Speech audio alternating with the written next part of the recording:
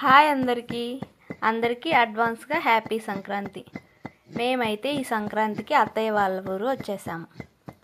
ఇక్కడ పిండి వంటలు అయితే స్టార్ట్ చేసేసాము. మేము ముందుగా అరిసెలతోటి స్టార్ట్ చేస్తాము పిండి వంటలు. అరిసెలకు చేయాలంటే మనము 24 hours అనేది బియ్యాన్ని బాగా నానబెట్టుకోవాలి.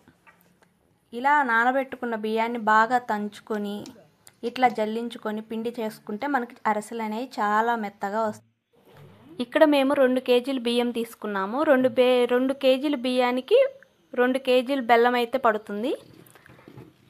సో ఇలా మనం బెల్లంలో కొంచెం వాటర్ యాడ్ చేసి పాకం అయితే రెడీ చేసుకుంటున్నాము. ఇలా పాకం వచ్చిందా రాలేదా అనేది మనం వాటర్లో తీసుకొని థిక్ కంటెంట్ బాగా వస్తే సో పాకం రెడీ అయిపోయినట్టు.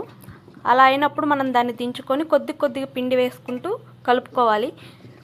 ఇక్కడ జాగ్రత్తగా కలుపుకోవాలి, ఉండలు కట్టకుండా.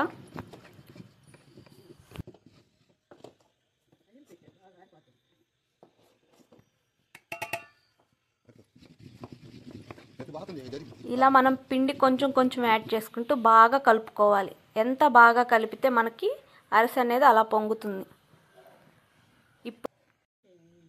మనకి ఇప్పుడు చలివిడి కన్సిస్టెన్సీ వచ్చేసింది. దీంట్లో కొంచెం నెయ్యి యాడ్ చేసుకొని బాగా కలుపుకోవాలి. ఇలా నెయ్యి యాడ్ చేయటం వల్ల చాలా టేస్ట్ అయితే వస్తాయి అరిసెలు. ఇలా నెయ్యి యాడ్ చేసి బాగా కలుపుకోవాలి. ఇక్కడ నేను చూపించిన విధంగా కలుపుకుంటే అరిసె అనేది చాలా మెత్తగా, మనం అరిసె వేసేటప్పుడు కూడా చాలా పొంగుతాయి అరిసెలు.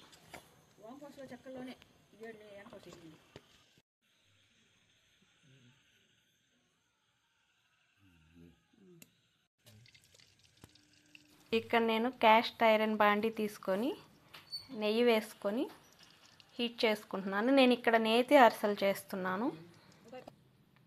ఇలా నెయ్యి బాగా కాగిన తర్వాత మనము అరిసె ఒక్కొక్కటిగా వేసుకుంటే చూడండి ఇలా అరిసెలు పొంగుతున్నాయి. మనము తిప్పేటప్పుడు ఎంత బాగా తిప్పుతామో ఉండలు లేకుండా మనకు అరిసె అనేది ఇలా పొంగుతుంది.